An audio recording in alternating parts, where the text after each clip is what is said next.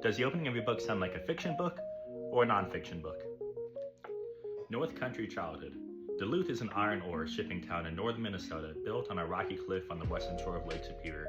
Bob Dylan was born here as Robert Allen Zimmerman in May 1941.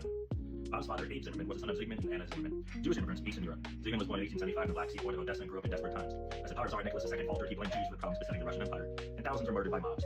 Anti-Semitic hysteria reads. The reason I read this passage is not just to talk about Bob Dylan, even though he's one of my favorite artists. The reason is because a lot of writers early on fall into this trap where they end up writing more like historians than they do fiction writers, myself included.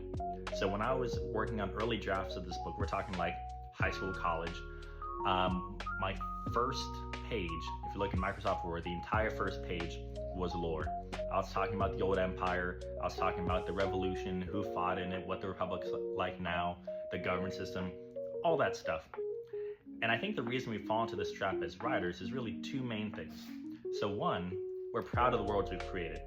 We have spent a lot of time talking about characters and planets and government systems and species and all this stuff. And we want to talk about it, which is a perfectly normal feeling. But you've got a whole book to talk about that stuff. You do not need to overwhelm your reader on page one. Okay, you'll get to that, I promise. But the other main thing is I think there's a lack of trust in your readers. You might wonder like, well, okay, it's a sci-fi, it's a fantasy book, we're going to a whole new world. If they don't have the basics, what if they're lost on page one? And to that I say, trust your reader.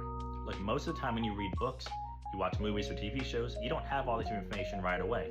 You might be a bit clueless, but that cluelessness and that curiosity can actually help you. In fact, when I'm reading books and I see like a phrase, I see a word, I see like a technology or something mentioned and I don't know what it means, I'm usually like, aha, that's pretty cool. That's gotta be important. Let me note that. That's good lore building. The key is just making sure you're not overwhelming your person with way too much stuff, right? Not lore dumping, right? Finding a clever way to kind of feather that in. And to me, the best way to do that is just kind of keep your reader along the journey of your POV character. Have your POV character kind of like naturally exist in the world. And by doing so, they will pick up on stuff along the way. Your reader is smart. You're smart as a writer, and so is your reader. So trust your reader. You don't have to be a historian. You are a fiction writer. So be sure we're acting like that. And the best way we can do that is just trust our reader and feather in that information. And I promise it'll help your writing in the long run. It's really helped mine. All right, happy writing, guys. Bye.